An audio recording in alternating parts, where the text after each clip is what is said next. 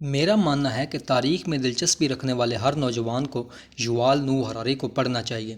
وہ اپنے خاص انداز سے انسانیت کی راہ میں درپیش مسائل سے پردہ اٹھاتے ہیں۔ ہراری کی کتاب نیکسس ہمیں بتاتی ہے کہ انفارمیشن نیٹ ورکس نے پتھر کے زمانے سے لے کر آج تک انسانی زندگی میں کیا کردار ادا کیا ہے، اور آج جب آرٹیفیشل انٹیلیجنس انسانی جذبات اور احساسات کو مات دے رہی ہے اور ایک نئے عالمی نظام میں انسان کی زندگی پر کیا اثرات مرتب کرے گی۔ ہم نیکسس کا ترجمہ کرنے سے پہلے ہراری کی دوسری کتابوں کا حوالہ دیتے ہیں۔ وہ بہت ہی پرومیننٹ ہسٹورین ہیں۔ تاریخ اور موجودہ زمانے کے خطرات سے ہر گہری سوچ رکھنے والے انسان کو آگاہ کرنے کے لیے ایک الگ نقطہ نظر رکھتے ہیں۔ ان کی پہلی کتاب سیپینز کے اس چینل پر 3 ویڈیوز میں الگ الگ باب کے ریویوز دیے گئے ہیں۔ دوسری کتاب ہومو ڈیز اور تیسری کتاب 21ویں صدی کے 21 سبق کو مکمل اردو ترجمے کے ساتھ اس چینل پر اپلوڈ کیا گیا ہے۔ ہم ایک ایک باب کے ساتھ ترجمہ اپلوڈ کریں گے تاکہ دلچسپی برقرار رہے۔ اب ہم کتاب کی طرف لوٹتے ہیں۔ سب سے پہلے ہے پیش لفظ۔ ہم نے اپنی نوح کو ہومو سیپینز یعنی دانا انسان کا نام دیا ہے، لیکن یہ قابل بحث ہے کہ ہم اس نام پر کتنے پورا اترے ہیں۔ گزشتہ 1,00,000 سالوں میں ہم سیپینز نے بے شک بے پناہ طاقت جمع کر لی ہے۔ ہماری دریافتوں، ایجادات اور فتوحات کی فہرست بنانا بھی کئی جلدوں میں پھیل جائے گا۔ لیکن طاقت دانائی نہیں ہے، اور 1,00,000 سال کی دریافتوں، ایجادات اور فتوحات کے بعد انسانیت نے خود کو ایک وجودی بحران ایگزسٹینشل کرائسس میں دھکیل دیا ہے۔ ہم اپنی طاقت کے غلط استعمال کی وجہ سے ماحولیاتی تباہی کے دہانے پر ہیں۔ ہم مصنوعی ذہانت جیسی نئی ٹیکنالوجیز بنانے میں بھی مصروف ہیں، جن میں ہم پر قابو پانے، غلام بنانے یا ہمیں نیست و نابود کرنے کی صلاحیت ہے۔ لیکن ان وجودی چیلنجوں سے نمٹنے کے لیے ہماری انواع کے متحد ہونے کی بجائے بین الاقوامی کشیدگی میں اضافہ ہو رہا ہے۔ عالمی تعاون مشکل تر ہوتا جا رہا ہے۔ ممالک قیامت کے ہتھیار جمع کر رہے ہیں، اور ایک نئی عالمی جنگ ناممکن نہیں لگتی۔ اگر ہم سیپینز اتنے دانا ہیں تو ہم اتنے خود تباہ کن کیوں ہیں؟ مزید گہرائی میں جائیں تو اگرچہ ہم نے ڈی این اے کے مالیکیول سے لے کر دور دراز کی کہکشاؤں تک ہر چیز کے بارے میں بہت سی معلومات جمع کر لی ہیں، لیکن ایسا نہیں لگتا کہ ان تمام معلومات نے ہمیں زندگی کے بڑے سوالوں کا جواب دیا ہے۔ ہم کون ہیں؟ ہمیں کس چیز کی تمنا کرنی چاہیے؟ ایک اچھی زندگی کیا ہے اور ہمیں اسے کیسے گزارنا چاہیے؟ اپنے پاس موجود معلومات کی بے پناہ مقدار کے باوجود ہم اپنے قدیم آباء و اجداد کی طرح فریب اور وہم کا شکار ہیں۔ نازی ازم اور اسٹالنزم حالیہ چند مثالیں ہیں جو بتاتی ہیں کہ بڑے پیمانے پر جنون کبھی کبھار جدید معاشروں کو بھی اپنی لپیٹ میں لے لیتا ہے۔ اس بات میں کوئی شک نہیں کہ پتھر کے زمانے کے مقابلے میں آج انسانوں کے پاس بہت زیادہ معلومات اور طاقت ہے، لیکن یہ یقینی نہیں ہے کہ ہم خود کو اور کائنات میں اپنے کردار کو بہتر طور پر سمجھتے ہیں۔ ہم معلومات اور طاقت جمع کرنے میں اتنے ماہر کیوں ہیں، لیکن دانائی حاصل کرنے میں بہت کم کامیاب ہیں؟ تاریخ کے دوران بہت سی روایات نے یہ مانا ہے کہ ہماری فطرت میں کوئی مہلک خامی ہمیں ان طاقتوں کا پیچھا کرنے پر مجبور کرتی ہے، جنہیں سنبھالنا ہم نہیں جانتے۔ یونانی داستان فیوتھون ایک ایسے لڑکے کی کہانی ہے جو یہ دریافت کرتا ہے کہ وہ سورج دیوتا ہیلیوس کا بیٹا ہے۔ اپنے الہی نسب کو ثابت کرنے کی خواہش میں فیوتھون سورج کا رتھ چلانے کا استحقاق مانگتا ہے۔ ہیلیوس فیوتھون کو خبردار کرتا ہے کہ کوئی انسان ان آسمانی گھوڑوں کو قابو نہیں کر سکتا جو سورج کے رتھ کو کھینچتے ہیں، لیکن فیوتھون اصرار کرتا ہے، یہاں تک کہ سورج دیوتا نرم پڑ جاتا ہے۔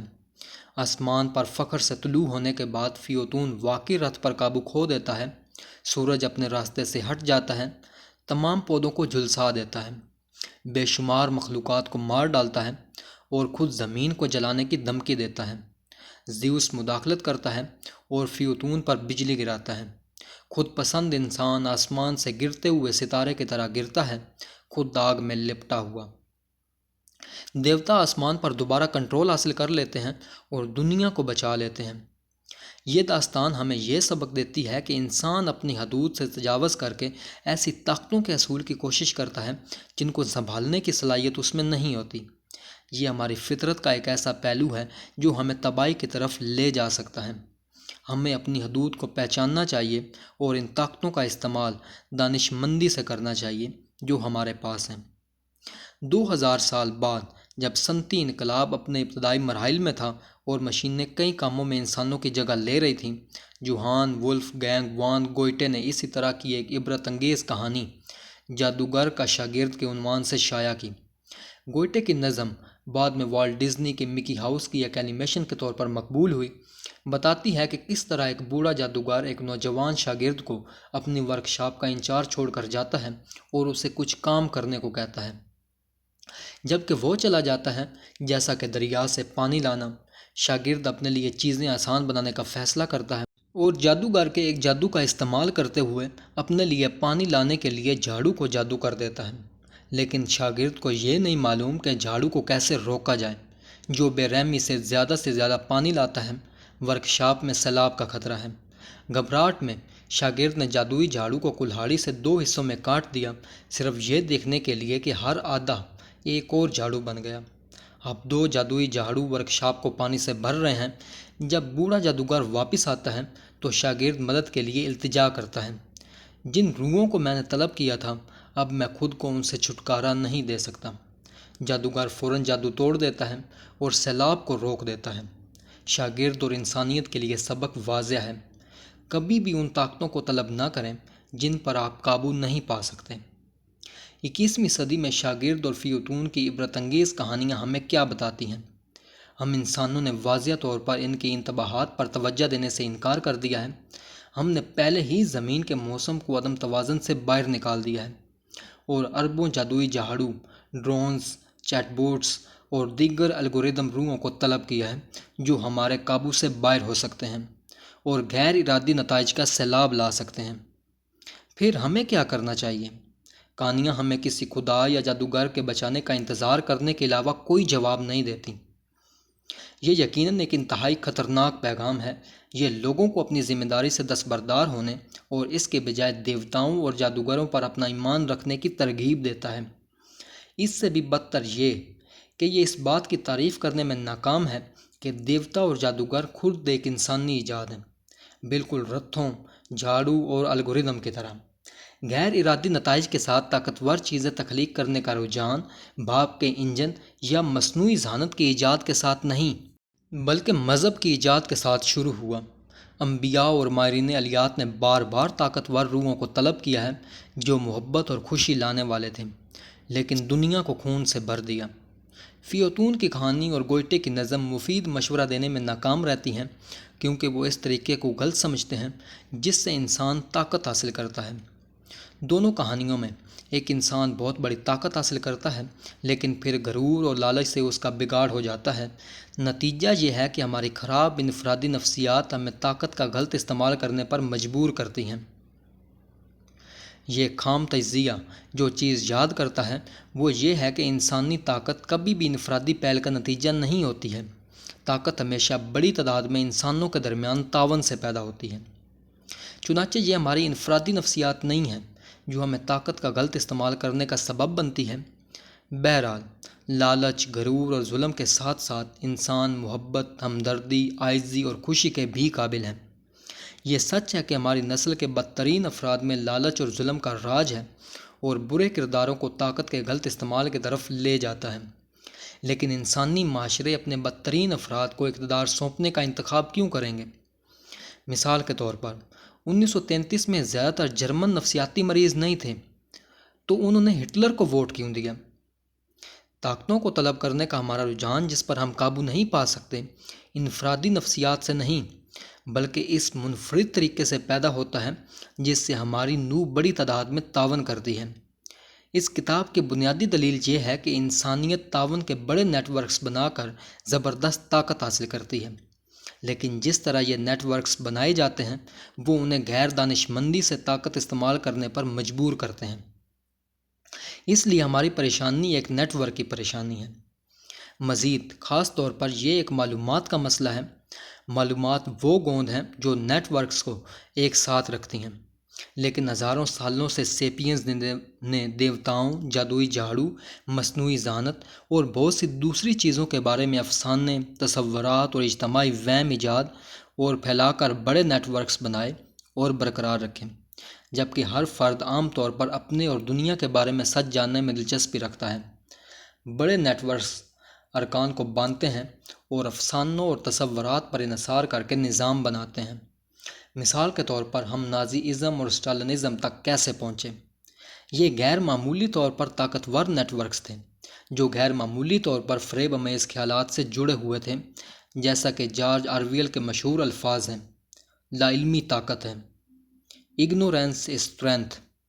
یہ حقیقت کہ نازی اور اسٹالنزم کے نظام ظالمانہ تصورات اور بے شرم جھوٹ پر قائم تھے نے انہیں تاریخی طور پر غیر معمولی نہیں بنایا، اور نہ ہی اس نے ان کے خاتمے کا پہلے سے تعین کیا۔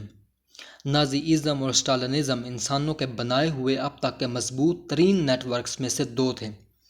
1941 کے آخر اور 1942 کے اوائل میں میور کی طاقتیں دوسری جنگ عظیم جیتنے کے قریب پہنچ گئی تھیں۔ اسٹالن بلاکر اس جنگ کا فاتح بن کر ابھرا، اور 1950 اور 1960 کی دہائیوں میں اس کے اور اس کے وارثوں کے پاس سر جنگ جیتنے کا بھی ایک معقول موقع تھا۔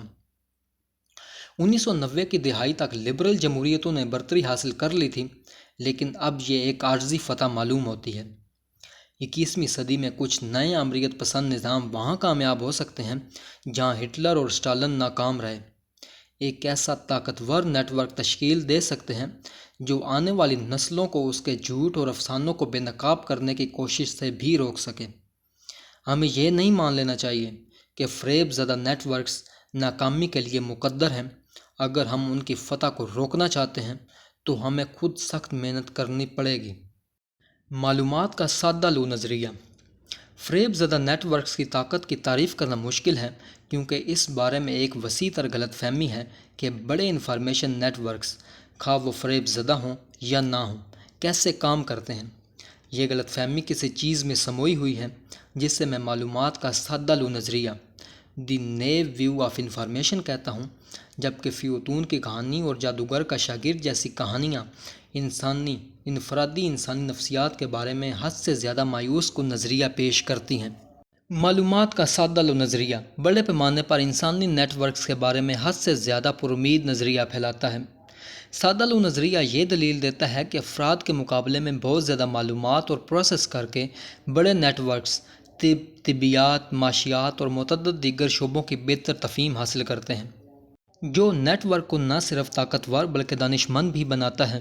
مثال کے طور پر پیتھوجنز کے بارے میں معلومات جمع کر کے دوا ساز کمپنیاں اور صحت کی دیکھ بھال کی خدمات بہت سی بیماریوں کی اصل وجوہات کا تعین کر سکتی ہیں، جو انہیں زیادہ مؤثر ادویات تیار کرنے اور ان کے استعمال کے بارے میں دانش مندانہ فیصلے کرنے کے قابل بناتی ہیں۔ یہ نظریہ پیش کرتا ہے کہ کافی مقدار میں معلومات سچائی کی طرف لے جاتی ہیں، اور سچائی بدلے میں طاقت اور دانائی دونوں کی طرف لے جاتی ہے۔ اس کے برعکس لا علمی کہیں نہیں لے جاتی۔ اگرچہ فریب زدہ یا دھوکہ دہی کرنے والے نیٹ ورکس کبھی کبھار تاریخی بحران کے لمحات میں پیدا ہو سکتے ہیں، طویل مدت میں وہ زیادہ واضح اور ایماندار حریفوں سے ہارنے کے پابند ہیں۔ ایک ہیلتھ کیئر سروس جو پیتھوجنز کے بارے میں معلومات کو نظر انداز کرتی ہے، یا ایک دوا ساز کمپنی جو جان بوجھ کر غلط معلومات پھیلاتی ہے، بالآخر ان حریفوں سے ہار جائے گی جو معلومات کا دانشمندانہ استعمال کرتے ہیں۔ اس طرح سادہ لو نظریہ کا مطلب یہ ہے کہ فریب زدہ نیٹ ورک کو خرابیاں ہونی چاہیے، اور یہ کہ بڑے نیٹ ورکس پر عام طور پر دانش مندی سے طاقت کو سنبھالنے کے لیے اعتماد کیا جا سکتا ہے۔ معلومات سے سچائی آتی ہے، جبکہ سچائی سے دانائی اور طاقت دونوں حاصل ہوتی ہیں۔ یقیناً سادہ لو نظریہ اس بات کو تسلیم کرتا ہے کہ معلومات سے سچائی تک کے راستے میں بہت سی چیزیں غلط ہو سکتی ہیں۔ ہم معلومات اکٹھا کرنے اور پروسیس کرنے میں ایمانداری سے غلطیاں کر سکتے ہیں، لالچ یا نفرت سے متاثر بدنیتی پر مبنی عناصر اہم حقائق کو چھپا سکتے ہیں، یا ہمیں دھوکہ دینے کی کوشش کر سکتے ہیں۔ نتیجے کے طور پر معلومات کبھی کبھی سچائی کے بجائے غلطی کی طرف لے جاتی ہیں۔ مثال کے طور پر جزوی معلومات، غلط تجزیہ یا ایک غلط معلومات مہم ماہرین کو بھی کسی خاص بیماری کی اصل وجہ کی غلط شناخت کرنے پر مجبور کر سکتی ہے۔ تاہم سادہ لو نظریہ یہ فرض کرتا ہے کہ معلومات اکٹھا کرنے اور پروسیس کرنے میں ہمارے سامنے آنے والے زیادہ تر مسائل کا تریاق یہ ہے کہ ہم مزید معلومات اکٹھا کریں اور اس پر کارروائی کریں، جبکہ ہم کبھی بھی غلطی سے مکمل طور پر محفوظ نہیں ہیں۔ زیادہ تر صورتوں میں زیادہ معلومات کا مطلب زیادہ درستگی ہے۔ ایک ہی مریض کی جانچ کر کے کسی وبا کی وجہ کی شناخت کرنے کی خواہش رکھنے والے ایک ڈاکٹر کے مقابلے میں ہزاروں ڈاکٹروں کے لاکھوں مریضوں پر ڈیٹا اکٹھا کرنے کے مقابلے میں کامیابی کے امکانات کم ہیں۔ اور اگر ڈاکٹر خود سچائی کو چھپانے کی سازش کرتے ہیں تو طبی معلومات کو عوام اور تحقیقاتی صحافیوں کے لیے زیادہ آزادانہ طور پر دستیاب کرانے سے بلاخر اس گھوٹالے کا انکشاف ہو جائے گا۔ اس نقطہ نظر کے مطابق انفارمیشن نیٹ ورک جتنا بڑا ہوگا اتنا ہی وہ سچائی کے قریب ہوگا۔ قدرتی طور پر یہاں تک کہ اگر ہم معلومات کا درست طریقے سے تجزیہ کرتے ہیں اور اہم حقائق دریافت کرتے ہیں تو اس کی کوئی ضمانت نہیں ہے کہ ہم نتیجے میں حاصل ہونے والی صلاحیتوں کو دانشمندی سے استعمال کریں گے۔ دانشمندی کو عام طور پر صحیح فیصلے کرنے کے معنی میں سمجھا جاتا ہے، لیکن صحیح کا کیا مطلب ہے؟ یہ مختلف لوگوں، ثقافتوں یا نظریات کے درمیان مختلف اقدار کے فیصلوں پر منحصر ہے۔ سائنسدان جو کہ ایک نیا پیتھوجن دریافت کرتے ہیں وہ لوگوں کی حفاظت کے لیے ایک ویکسین تیار کر سکتے ہیں، لیکن اگر سائنسدان یا ان کے سیاسی آقاؤں ایک نسل پرستانہ نظریے پر یقین رکھتے ہیں جو کہ کچھ نسلیں کم تر ہیں اور انہیں ختم کر دینا چاہیے، تو نئے طبی علم کو ایک حیاتیاتی ہتھیار تیار کرنے کے لیے استعمال کیا جا سکتا ہے جو لاکھوں کو ہلاک کر دے۔ اس صورت میں بھی معلومات کے بارے میں سادہ لو نقطہ نظر یہ ہے کہ اضافی معلومات کم از کم جزوی علاج پیش کرتی ہیں۔ سادہ لو نقطہ نظر یہ سوچتا ہے کہ اقدار کے بارے میں اختلافات قریب سے معائنہ کرنے پر یا تو معلومات کی کمی یا جان بوجھ کر غلط معلومات کی غلطی ثابت ہوتے ہیں۔ اس نقطہ نظر کے مطابق نسل پرست ایسے لا علم لوگ ہیں جو حیاتیات اور تاریخ کے حقائق کو نہیں جانتے ہیں۔ وہ سوچتے ہیں کہ نسل ایک درست حیاتیاتی زمرہ ہے اور انہیں جعلی سازشی نظریات سے دماغ دھویا گیا ہے، لہٰذا نسل پرستی کا علاج لوگوں کو مزید حیاتیاتی اور تاریخی حقائق فراہم کرتا ہے۔ اس میں وقت لگ سکتا ہے، لیکن معلومات کی آزاد منڈی میں جلد یا بدیر سچائی کی فتح ہوگی۔ بلا شبہ سادہ لو نقطہ نظر زیادہ باریک بینی اور سوچ سمجھ کر ہے جتنا کہ چند پیراگراف میں بیان کیا جا سکتا ہے، لیکن اس کا بنیادی اصول یہ ہے کہ معلومات ایک بنیادی طور پر اچھی چیز ہے اور ہمارے پاس جتنی زیادہ ہوگی اتنا ہی بہتر ہے۔ کافی معلومات اور کافی وقت دیا جائے تو ہم وائرل انفیکشن سے لے کر نسل پرستانہ تعصبات تک ہر چیز کے بارے میں سچائی کو دریافت کرنے کے پابند ہیں۔ اس طرح نہ صرف ہماری طاقت بلکہ اس طاقت کو اچھی طرح استعمال کرنے کے لیے ضروری حکمت بھی پیدا ہوگی۔ یہ سادہ لو نظریہ زیادہ سے زیادہ طاقتور انفارمیشن ٹیکنالوجیز کے اصول کو جائز قرار دیتا ہے اور کمپیوٹر کے دور اور انٹرنیٹ کا نیم سرکاری نظریہ رہا ہے۔ جون 1999 میں برلن وال اور آئینی پردے کے زوال سے چند ماہ قبل رونالڈ ریگن نے اعلان کیا کہ میکرو چپ کے ڈیوڈ کے ذریعہ امریت کے کنٹرول کے گلت کو تیزی سے نیچے لایا جائے گا، اور یہ کہ بڑے بھائیوں میں سب سے بڑا مواصلاتی ٹیکنالوجی کے خلاف بڑھتا ہوا بے بس ہے۔ معلومات جدید دور کی آکسیجن ہے۔ یہ خاردار تاروں سے ڈھکی دیواروں سے رستی ہے اور بجلی سے چلنے والی بوبی ٹریپ سرحدوں کے پار چلتی ہے۔ الیکٹرانک بم کی ہوائیں آئینی پردے سے ایسی چلتی ہیں جیسے یہ لیس ہو۔ نومبر 2009 میں براک اوباما نے شنگھائی کے دورے پر اسی جذبے سے بات کرتے ہوئے اپنے چینی میزبانوں سے کہا، میں ٹیکنالوجی میں بہت یقین رکھتا ہوں، اور جب معلومات کے بہاؤ کی بات آتی ہے تو میں کھلے پن پر بہت یقین رکھتا ہوں۔ مجھے لگتا ہے کہ معلومات جتنی آزادانہ طور پر بہتی ہے، معاشرہ اتنا ہی مضبوط ہوتا جاتا ہے۔ کاروباری اداروں اور کارپوریشنز نے اکثر انفارمیشن ٹیکنالوجی کے بارے میں اسی طرح کے پرامید خیالات کا اظہار کیا ہے۔ پہلے ہی 1858 میں ٹیلی گراف کی ایجاد کے بارے میں دی نیو انگلینڈ میں ایک ادارتی بیان میں کہا گیا تھا، یہ ناممکن ہے کہ پرانے تعصبات اور دشمنی اب بھی موجود رہیں، جبکہ زمین کی تمام اقوام کے درمیان خیالات کے تبادلے کے لیے ایسا آلہ ایجاد کیا گیا ہے۔ تقریباً 2 صدیوں اور 2 عالمی جنگوں کے بعد مارک زکربرگ نے کہا کہ فیس بک کا ہدف لوگوں کے لیے دنیا کو مزید کھلا بنانے اور لوگوں کے درمیان تفہیم کو فروغ دینے میں مدد کے لیے مزید شیئر کرنے میں مدد کرتا ہے۔ 2024 کی کتاب دی سنگولیرٹی از نیئرر میں ممتاز مستقبلیات کے ماہر اور کاروباری شخصیت رے کورزیل انفارمیشن ٹیکنالوجی کی تاریخ کا جائزہ لیتے ہیں اور یہ نتیجہ اخذ کرتے ہیں کہ حقیقت یہ ہے کہ زندگی کا تقریباً ہر پہلو تیزی سے بہتر ہوتا جا رہا ہے، کیونکہ ٹیکنالوجی میں بہتری آ رہی ہے۔ انسانی تاریخ کے عظیم سفر کو دیکھتے ہوئے وہ یہ دلیل دینے کے لیے پرنٹنگ پریس کی ایجاد جیسی مثالیں پیش کرتے ہیں کہ اپنی فطرت کے لحاظ سے انفارمیشن ٹیکنالوجی ایک نیک دائرے کو جنم دیتی ہے جو انسانی بہبود کے تقریباً ہر پہلو کو آگے بڑھاتی ہے، باشمول خواندگی، تعلیم، دولت، صفائی ستھرائی، صحت، جمہوریت اور تشدد میں کمی۔ معلومات کے بارے میں سادہ لو نظریہ شاید سب سے زیادہ واضح طور پر گوگل کے مشن کے بیان میں کیا گیا ہے: دنیا کی معلومات کو منظم کرنا اور اسے آفاقی طور پر قابل رسائی اور مفید بنانا۔ گوئٹے کے انتباہات کا گوگل کا جواب یہ ہے کہ جب ایک شاگرد اپنے آقا کی خفیہ اسپیل بک چرانے سے تباہی کا باعث بن سکتا ہے، جب بہت سارے شاگردوں کو دنیا کی تمام معلومات تک مفت رسائی دی جاتی ہے تو وہ نہ صرف مفید جادوئی جھاڑو بنائیں گے بلکہ انہیں دانشمندی سے سنبھالنا بھی سیکھیں گے۔ Google بمقابلہ Goethe. اس بات پر زور دینا ضروری ہے کہ ایسے بہت سے واقعات ہیں جب زیادہ معلومات ہونے کی وجہ سے انسانوں نے واقعی دنیا کو بہتر طور پر سمجھنے اور اپنی طاقت کو زیادہ دانشمندی سے استعمال کرنے کے قابل بنایا ہے۔ مثال کے طور پر بچوں کی اموات میں ڈرائی کمی کو ہی لے لیں۔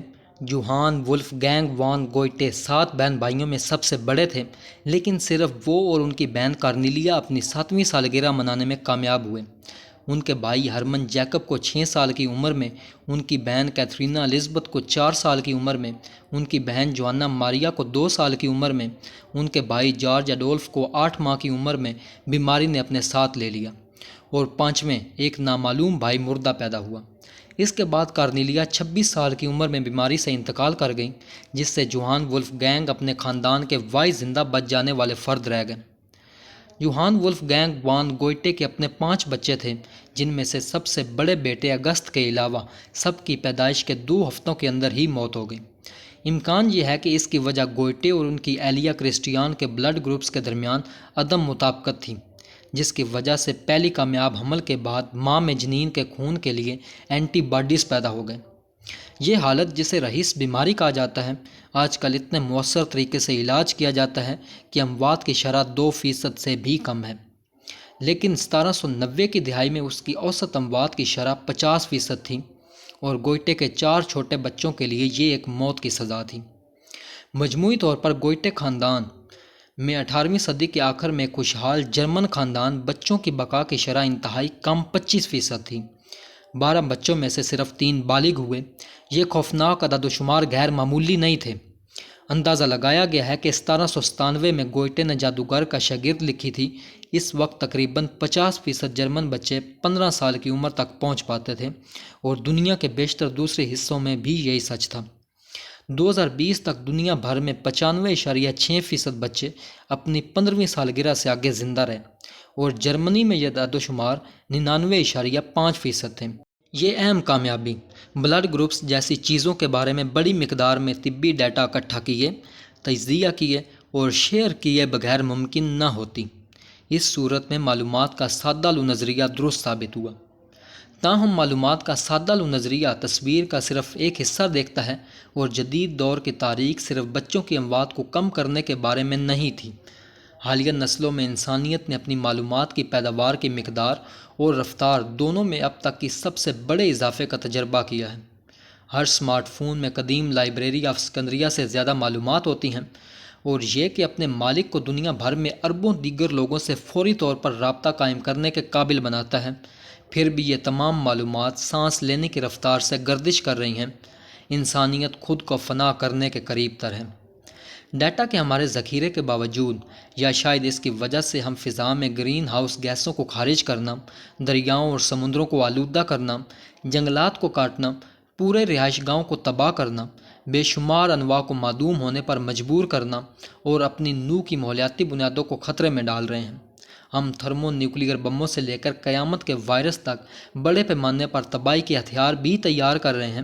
ہمارے رہنماؤں کو ان خطرات کے بارے میں معلومات کی کمی نہیں ہے، لیکن حل تلاش کرنے کے لیے تعاون کرنے کے بجائے وہ ایک عالمی جنگ کے قریب تر ہو رہے ہیں۔ کیا اس سے بھی زیادہ معلومات ہونے سے چیزیں بہتر یا بدتر ہوں گی؟ ہمیں جلد ہی پتہ لگ جائے گا۔ متعدد کارپوریشنز اور حکومتیں تاریخ کی سب سے طاقتور انفارمیشن ٹیکنالوجی مصنوعی ذہانت کو تیار کرنے کی دوڑ میں ہیں۔ کچھ معروف کاروباری افراد جیسے امریکی سرمایہ کار مارک اینڈرسن کا خیال ہے کہ مصنوعی ذہانت آخرکار انسانیت کے تمام مسائل حل کر دے گی۔ 6 جون 2023 کو اینڈرسن نے why A I will save the world کے عنوان سے ایک مضمون شائع کیا، جس میں یہاں خوشخبری لانے آیا ہوں، اے آئی دنیا کو تباہ نہیں کرے گا اور حقیقت میں اسے بچا سکتا ہے، اور اے آئی ہر اس چیز کو بہتر بنا سکتا ہے جس کی ہم پرواہ کرتے ہیں۔ اس نے نتیجہ اخذ کیا کہ اے آئی کی ترقی اور پھیلاؤ ایک خطرے سے کہ جس سے ہمیں ڈرنا چاہیے، ایک اخلاقی ذمہ داری ہے جو ہمیں اپنے بچوں اور اپنے مستقبل کے لیے ہے۔ رے کروزیل اتفاق کرتے ہیں دی سنگولیرٹی از نیئر میں یہ دلیل دیتے ہوئے کہ اے آئی بنیادی ٹیکنالوجی ہے جو ہمیں اپنے سامنے موجود سنگین چیلنجوں کا سامنا کرنے کی اجازت دے گی، بشمول بیماری، غربت، مالیاتی انحطاط اور ہماری تمام انسانی کمزوریوں پر قابو پانا۔ ہمارے پاس نئی ٹیکنالوجیز کے اس وعدے کو پورا کرنے کا اخلاقی فریضہ ہے۔ کروزیل ٹیکنالوجی کے ممکنہ خطرات سے بخوبی واقف ہیں اور ان کا تفصیل سے تجزیہ کرتے ہیں، لیکن ان کا ماننا ہے کہ ان کو کامیابی سے کم کیا جا سکتا ہے۔ دوسرے زیادہ شکی ہیں، نہ صرف فلسفیوں اور معاشرتی سائنسدانوں بلکہ بہت سے معروف اے آئی ماہرین اور کاروباری شخصیات جیسے یوشوا بینجیو، جیفری ہنٹن، سیم آلٹ مین، ایلون مسک اور مصطفیٰ سلیمان نے عوام کو خبردار کیا ہے کہ اے آئی ہماری تہذیب کو تباہ کر سکتا ہے۔ 2024 میں بینجیو، ہنٹن اور متعدد دیگر ماہرین کے شریک مصنف ایک مضمون میں نوٹ کیا گیا کہ غیر چیک شدہ اے آئی ترقی بڑے پیمانے پر جانی نقصان اور حیاتیاتی قربہ میں ختم ہو سکتی ہے اور انسانیت کے مارجنلائزیشن یا یہاں تک کہ معدوم ہونے کا باعث بن سکتی ہے۔ اے آئی محققین کے 2023 کے ایک سروے میں ایک تہائی سے زیادہ نے کم از کم 10% موقع دیا کہ جدید اے آئی انسانی معدومیت جیسے برے نتائج کا باعث بنے گا۔ 2023 میں قریب 30 حکومتوں، جن میں چین، امریکہ اور برطانیہ کی حکومتیں شامل ہیں، نے اے آئی پر بیلچلے اعلامیہ پر دستخط کیے، جس میں تسلیم کیا گیا کہ ان اے آئی ماڈلز کی سب سے اہم صلاحیتوں سے پیدا ہونے والے سنگین یہاں تک کہ تباہ کن نقصان کا امکان ہے، خواہ وہ جان بوجھ کر ہو یا غیر ارادی۔ اس طرح کے قیامت خیز الفاظ استعمال کرتے ہوئے ماہرین اور حکومتیں قاتل روبوٹس کی ایک ہالی ووڈ تصویر کو گلیوں میں دوڑتے ہوئے اور لوگوں کو گولی مارتے ہوئے پیش نہیں کرنا چاہتے ہیں۔ ایسا منظر ناممکن ہے اور یہ صرف لوگوں کو حقیقی خطرات سے ہٹاتا ہے، بلکہ ماہرین 2 دیگر منظرناموں کے بارے میں خبردار کرتے ہیں۔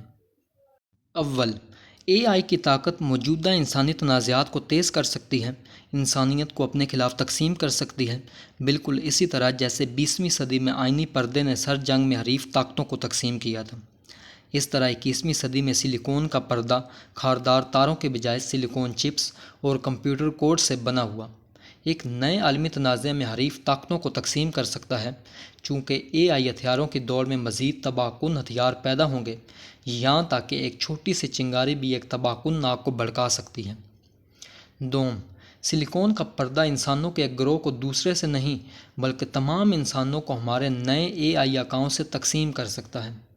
قطع نظر اس سے کہ ہم کہاں رہتے ہیں، ہم اپنے آپ کو ناقابل فہم الگورتھم کے ایک جال میں گھرا ہوا پا سکتے ہیں، جو ہماری زندگیوں کا انتظام کرتے ہیں، ہماری سیاست اور ثقافت کو نئے سرے سے تشکیل دیتے ہیں اور یہاں تک کہ ہمارے جسم اور دماغ کو بھی دوبارہ انجینئر کرتے ہیں۔ جبکہ ہم ان قوتوں کو سمجھ نہیں سکتے جو ہمیں کنٹرول کرتی ہیں، ان کو روکنے کی بات تو دور کی بات ہے۔ اگر 21ویں صدی کا ایک عمریت پسند نیٹ ورک دنیا کو فتح کرنے میں کامیاب ہو جاتا ہے تو اسے کسی انسانی آمر کے بجائے غیر انسانی ذہانت کے ذریعے چلایا جا سکتا ہے۔ وہ لوگ جو چین، روس یا ایک جمہوریت کے بعد کے امریکہ کو اپنے عمریت کے ڈراؤنے خوابوں کا بنیادی ذریعہ قرار دیتے ہیں، وہ خطرے کو غلط سمجھتے ہیں۔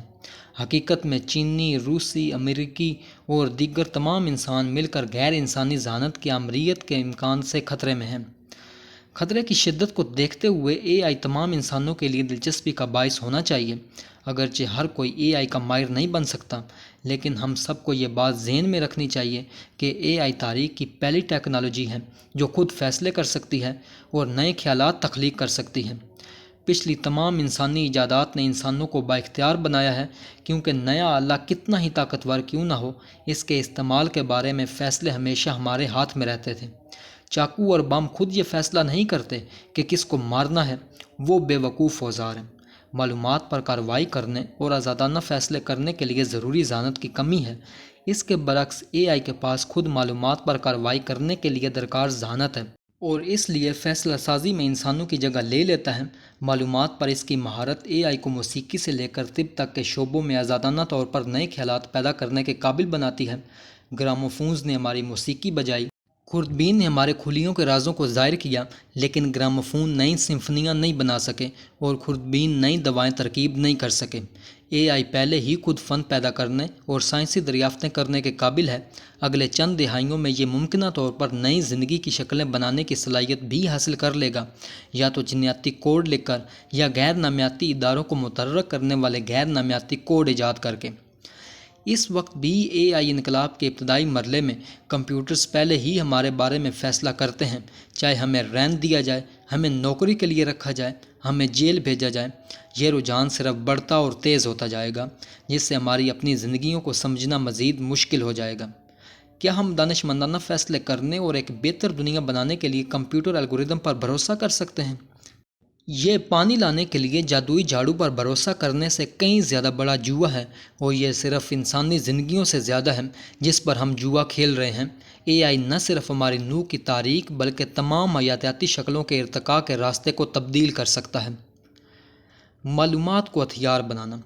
2016 میں ہراری نے ہومو ڈیس کتاب شائع کی، ایک کتاب جس نے نئی انفارمیشن ٹیکنالوجی سے انسانیت کو لاحق کچھ خطرات کو اجاگر کیا۔ اس کتاب میں یہ دلیل دی گئی کہ تاریخ کا حقیقی ہیرو ہمیشہ ہومو سیپینز کے بجائے معلومات رہا ہے، اور یہ کہ سائنسدان نہ صرف تاریخ بلکہ حیاتیات، سیاست اور معاشیات کو بھی معلومات کے بہاؤ کے لحاظ سے سمجھ رہے ہیں۔ جانور، ریاستیں اور مارکیٹیں تمام انفارمیشن نیٹ ورکس ہیں جو ماحول سے ڈیٹا جذب کرتے ہیں، فیصلے کرتے ہیں اور ڈیٹا واپس جاری کرتے ہیں۔ کتاب نے خبردار کیا کہ جب کہ ہم امید کرتے ہیں کہ بہتر انفارمیشن ٹیکنالوجی ہمیں صحت، خوشی اور طاقت دے گی، یہ دراصل ہم سے طاقت چھین سکتی ہے اور ہماری جسمانی اور ذہنی صحت دونوں کو تباہ کر سکتی ہے۔ ہومو ڈیس نے یہ مفروضہ پیش کیا کہ اگر انسان محتاط نہیں رہے تو ہم معلومات کے سیلاب میں زمین کے گچھے کی طرح تحلیل ہو سکتے ہیں، اور یہ کہ چیزوں کی عظیم اسکیم میں انسانیت کائناتی ڈیٹا فلو کے اندر صرف ایک لہر ثابت ہوگی۔ ہومو ڈیس کے شائع ہونے کے بعد کے سالوں میں تبدیلی کی رفتار میں تیزی آئی ہے، اور طاقت واقعی انسانوں سے الگورتھم کی طرف منتقل ہو رہی ہے۔ بہت سے ایسے منظرنامے جو 2016 میں سائنس فکشن کی طرح لگتے تھے، جیسا کہ الگورتھم جو فن تخلیق کر سکتے ہیں، انسانوں کا بیس بدل سکتے ہیں، ہمارے بارے میں اہم زندگی کے فیصلے کر سکتے ہیں اور اپنے بارے میں ہم سے زیادہ جانتے ہیں، 2024 میں روزمرہ کی حقیقت ہے۔ 2016 کے بعد بہت سی دوسری چیزیں بھی بدل چکی ہیں۔ مالیاتی بحران شدت اختیار کر گیا ہے، بین الاقوامی کشیدگی میں اضافہ ہوا ہے، اور ایک عوامی لہر نے مضبوط ترین جمہوریتوں کے اتحاد کو بھی کمزور کر دیا ہے۔ عوامیت نے معلومات کے سادہ لو نظریے کو بھی ایک بنیادی چیلنج دیا ہے۔ ڈونلڈ ٹرمپ اور جائر بولسنارو جیسے عوامی رہنماؤں اور عوامی تحریکوں اور سازشی نظریات جیسے کانن اور اینٹی ویکسرز نے یہ دلیل دی ہے کہ تمام روایتی ادارے جو معلومات اکٹھا کرنے اور سچائی کو دریافت کرنے کا دعویٰ کر کے اختیار حاصل کرتے ہیں، وہ صرف جھوٹ بول رہے ہیں۔ بیوروکریٹس، جج، ڈاکٹر، مین سٹریم صحافی اور تعلیمی ماہرین اشرافیہ کے کیبل ہیں جنہیں سچائی سے کوئی دلچسپی نہیں، اور وہ جان بوجھ کر لوگوں کی قیمت پر اپنے لیے طاقت اور مراعات حاصل کرنے کے لیے غلط معلومات پھیلا رہے ہیں۔ ٹرمپ جیسے سیاستدانوں اور کانن جیسی تحریکوں کے عروج کا ایک مخصوص سیاسی تناظر ہے جو 2010 کے آخر میں امریکہ کے حالات کے لیے منفرد ہے، لیکن ایک انسداد اسٹیبلشمنٹ عالمی نظریہ کے طور پر عوامیت ٹرمپ سے بہت پہلے کی ہے، اور اب اور مستقبل میں کئی دیگر تاریخی تناظر کے لیے متعلقہ ہے۔ مختصر، عوامیت معلومات کو ایک ہتھیار کے طور پر دیکھتی ہیں۔ معلومات سے طاقت آتی ہے۔ دی پاپولسٹ ویو آف انفارمیشن، عوامی نقطہ نظر معلومات کی انتہائی شکل۔ اپنے انتہائی ورژن میں عوامیت کا نظریہ یہ ہے کہ کوئی بھی موضوعی سچائی نہیں ہے، اور ہر کسی کی اپنی سچائی ہے جسے وہ اپنے حریفوں کو شکست دینے کے لیے استعمال کرتے ہیں۔ اس دنیا کے نقطہ نظر کے مطابق طاقت ہی واحد حقیقت ہے۔ تمام سماجی تعاملات اقتدار کی جدوجہد ہیں، کیونکہ انسان صرف طاقت میں دلچسپی رکھتے ہیں۔ سچائی یا انصاف جیسی کسی اور چیز میں دلچسپی ہونے کا دعویٰ اقتدار حاصل کرنے کے لیے ایک چال سے زیادہ کچھ نہیں ہے۔ جب بھی اور جہاں بھی عوامیت معلومات کو ایک ہتھیار کے طور پر دیکھنے کے نقطہ نظر کو پھیلانے میں کامیاب ہو جاتی ہے، زبان خود ہی کمزور ہو جاتی ہے۔ حقائق جیسے اسم اور درست اور سچا جیسے صفت مبہم ہو جاتے ہیں۔ ایسے الفاظ کو ایک مشترکہ مقصد حقیقت کی طرف اشارہ کرنے کے طور پر نہیں لیا جاتا ہے، بلکہ حقائق یا سچائی کی کوئی بھی بات کم از کم کچھ لوگوں کو یہ پوچھنے پر مجبور کر دیتی ہے، آپ کس کے حقائق اور کس کی سچائی کا حوالہ دے رہے ہیں۔ اس بات پر زور دینا چاہیے کہ معلومات کا یہ طاقت پر مرکوز اور گہرا شکی نقطہ نظر کوئی نیا رجحان نہیں ہے، اور اسے اینٹی ویکسرز، فلیٹ ارتھرز، بولسنار، سٹاس یا ٹرمپ کے حامیوں نے ایجاد نہیں کیا تھا۔ 2016 سے بہت پہلے اس طرح کے خیالات کو پھیلایا گیا تھا، بشمول انسانیت کے کچھ ذہین ترین ذہنوں کے ذریعے۔ مثال کے طور پر 20ویں صدی کے آخر میں مشیل فوکو اور ایڈورڈ سعید جیسے بنیاد پرست بائیں بازو کے دانشوروں نے دعویٰ کیا کہ کلینک اور یونیورسٹی جیسے سائنسی ادارے لازوال اور مقصدی سچائیوں کا تعاقب نہیں کر رہے ہیں، بلکہ اس کے بجائے سرمایہ دار اور نوبادیاتی اشرافیہ کی خدمت میں سچائی کے طور پر کیا شمار ہوتا ہے، اس کا تعین کرنے کے لیے طاقت کا استعمال کر رہے ہیں۔ یہ بنیاد پرست تنقیدیں کبھی کبھار یہاں تک کہتی تھیں کہ سائنسی حقائق سرمایہ دارانہ نوبادیاتی گفتگو کے سوا کچھ نہیں ہیں، اور اقتدار میں لوگ کبھی بھی سچائی میں واقعی دلچسپی نہیں لے سکتے، اور ان پر بھی کبھی بھی اپنی غلطیوں کو پہچاننے اور ان کو درست کرنے پر اعتماد نہیں کیا جا سکتا۔ بائیں بازو کے اس مخصوص خیال کی جڑیں کارل مارکس تک جاتی ہیں، جنہوں نے 19ویں صدی کے وسط میں یہ دلیل دی تھی کہ طاقت ہی واحد حقیقت ہے، معلومات ایک ہتھیار ہیں، اور اشرافیہ جو سچائی اور انصاف کی خدمت کرنے کا دعویٰ کرتے ہیں، وہ دراصل تنگ طبقے کے استحقاق کا پیچھا کر رہے ہیں۔ 1848 کے کمیونسٹ مینیفیسٹو کے الفاظ میں، اب تک موجود تمام معاشروں کی تاریخ طبقاتی جدوجہد کی تاریخ ہے۔ آزاد آدمی اور غلام، رئیس اور عام آدمی، جاگیردار اور کسان، گلڈ ماسٹر اور کاریگر، ایک لفظ میں ظالم اور مظلوم ایک دوسرے کے مسلسل مخالف کھڑے تھے، ایک دوسرے کے خلاف مسلسل کبھی پوشیدہ کبھی کھلی جنگ کرتے تھے۔ تاریخ کی یہ ثنائی تشریح کا مطلب ہے کہ ہر انسانی تعامل ظالموں اور مظلوموں کے درمیان ایک اقتدار کی جدوجہد ہے۔ چنانچہ جب بھی کوئی کچھ کہتا ہے تو یہ سوال نہیں ہے کہ کیا کہا جا رہا ہے، کیا یہ سچ ہے، بلکہ یہ کون کہہ رہا ہے، یہ کس کے استحقاق کی خدمت کرتا ہے۔ یقیناً ٹرمپ اور بولسنارو جیسے دائیں بازو کے عوام پسندوں نے فوکو یا مارکس کو پڑھنے کا امکان نہیں ہے، اور واقعی میں وہ اپنے آپ کو مارکس مخالف کے طور پر پیش کرتے ہیں۔ وہ ٹیکس اور فلاح و بہبود جیسے شعبوں میں اپنی تجویز کردہ پالیسیوں میں مارکسسٹوں سے بھی بہت مختلف ہیں، لیکن معاشرے اور معلومات کے بارے میں ان کا بنیادی نقطہ نظر حیرت انگیز طور پر مارکسی ہے۔ تمام انسانی تعاملات کو ظالموں اور مظلوموں کے درمیان اقتدار کی جدوجہد کے طور پر دیکھتے ہیں۔ مثال کے طور پر 2017 میں اپنے افتتاحی خطاب میں ٹرمپ نے اعلان کیا کہ ہمارے ملک کے دارالحکومت میں ایک چھوٹے گروپ نے حکومت کے انعامات حاصل کیے ہیں، جبکہ لوگوں نے اس کی قیمت برداشت کی ہے۔ اس طرح کی بیان بازی عوامیت کا ایک اہم حصہ ہے، جسے سیاسی سائنسدان کاسمڈے نے ایک نظریہ کے طور پر بیان کیا ہے جو معاشرے کو بلاخر دو ہم جنس اور متضاد گروہوں میں تقسیم کرنے پر غور کرتا ہے۔ خالص لوگ بمقابلہ کرپٹ اشرافیہ۔ جس طرح مارکسسٹوں نے دعویٰ کیا کہ میڈیا سرمایہ دار طبقے کے لیے ایک ترجمان کے طور پر کام کرتا ہے، اور یہ کہ یونیورسٹیوں جیسے سائنسی ادارے سرمایہ دارانہ کنٹرول کو برقرار رکھنے کے لیے غلط معلومات کو پھیلاتے ہیں، عوام پسند انہی اداروں پر لوگوں کی قیمت پر کرپٹ اشرافیہ کے مفادات کو آگے بڑھانے کے لیے کام کرنے کا الزام لگاتے ہیں۔ آج کے عوام پسند بھی اسی تضاد کا شکار ہیں جس نے پچھلی نسلوں میں بنیاد پرست انسدادی اسٹیبلشمنٹ طریقوں کو پریشان کیا تھا۔ اگر طاقت ہی واحد حقیقت ہے اور اگر معلومات صرف ایک ہتھیار ہیں، تو یہ خود عوام پسندوں کے بارے میں کیا ظاہر کرتا ہے؟ کیا وہ بھی صرف طاقت میں دلچسپی رکھتے ہیں؟ اور کیا وہ بھی اقتدار حاصل کرنے کے لیے ہم سے جھوٹ بول رہے ہیں؟ عوام پسندوں نے اس مخمصے سے خود کو نکالنے کے لیے دو مختلف طریقوں سے کوشش کی ہے۔ کچھ عوامی تحریکوں نے جدید سائنس کے نظریات اور شک کی تجربیت کی روایت کی پابندی کا دعویٰ کیا ہے۔ وہ لوگوں سے کہتے ہیں کہ وہ واقعی آپ کو کبھی بھی کسی ادارے یا اختیار کی شخصیات پر بھروسہ نہیں کرنا چاہیے، بشمول خود ساختہ عوام پسند جماعتیں اور سیاستدان۔ اس کے بجائے آپ کو اپنی تحقیق خود کرنی چاہیے اور صرف اس پر بھروسہ کرنا چاہیے جو آپ خود براہ راست مشاہدہ کر سکتے ہیں۔ یہ بنیاد پرست تجرباتی پوزیشن کا مطلب یہ ہے کہ جب کہ سیاسی جماعتوں، عدالتوں، اخبارات اور یونیورسٹیوں جیسے بڑے پیمانے پر اداروں پر کبھی بھروسہ نہیں کیا جا سکتا، کوشش کرنے والے افراد اب بھی خود سچائی تلاش کر سکتے ہیں۔ یہ نقطہ نظر سائنسی لگ سکتا ہے اور آزاد خیال افراد کو اپیل کر سکتا ہے، لیکن یہ سوال کھلا چھوڑ دیتا ہے کہ انسانی برادریاں صحت کی دیکھ بھال کے نظام کی تعمیر یا مالیاتی ضوابط کو منظور کرانے کے لیے کس طرح تعاون کر سکتی ہیں، جس کے لیے بڑے پیمانے پر ادارہ جاتی تنظیم کی ضرورت ہوتی ہے۔ کیا ایک فرد یہ فیصلہ کرنے کے لیے تمام ضروری تحقیق کرنے کے قابل ہے کہ آیا زمین کا موسم گرم ہو رہا ہے اور اس کے بارے میں کیا کیا جانا چاہیے؟ ایک شخص پوری دنیا سے موسمیاتی ڈیٹا کیسے اکٹھا کرے گا؟ ماضی کی صدیوں کے قابل اعتماد ریکارڈ حاصل کرنے کا ذکر نہیں کرنا۔ صرف میری اپنی تحقیق پر بھروسہ کرنا سائنسی لگ سکتا ہے، لیکن عملی طور پر اس کا مطلب یہ ہے کہ کوئی مقصدی سچائی نہیں ہے۔ جیسا کہ ہم باب 4 میں دیکھیں گے، سائنس ایک ذاتی جستجو کے بجائے ایک باہمی ادارہ جاتی کوشش ہے۔ ایک متبادل عوامی حل یہ ہے کہ تحقیق کے ذریعے سچائی تلاش کرنے کے جدید سائنسی طریقے کو ترک کر دیا جائے اور اس کے بجائے الہی وصف یا تصوف پر انحصار کیا جائے۔ روایتی مذاہب جیسے کہ عیسائیت، اسلام اور ہندو مت نے عام طور پر انسانوں کو غیر قابل اعتماد طاقت کے بھوکے مخلوقات کے طور پر بیان کیا ہے، جو صرف ایک الہی ذات کی مداخلت کی بدولت سچائی تک رسائی حاصل کر سکتے ہیں۔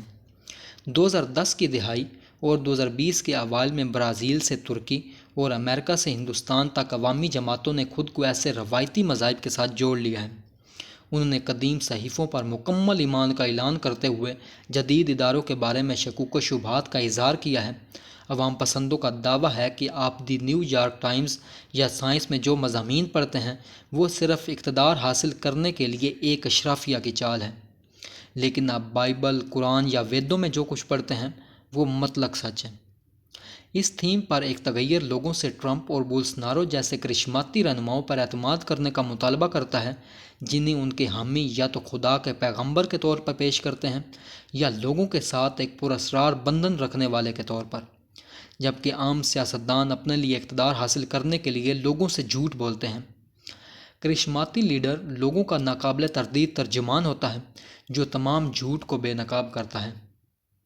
عوامیت کے بار بار ہونے والے تضادات میں سے ایک یہ ہے کہ یہ ہمیں خبردار کر کے شروع ہوتا ہے کہ تمام انسانی اشرافیہ اقتدار کی ایک خطرناک بھوک سے چلتی ہے، لیکن اکثر ایک ہی پراسرار انسان کو تمام طاقت سونپ کر ختم ہو جاتی ہے۔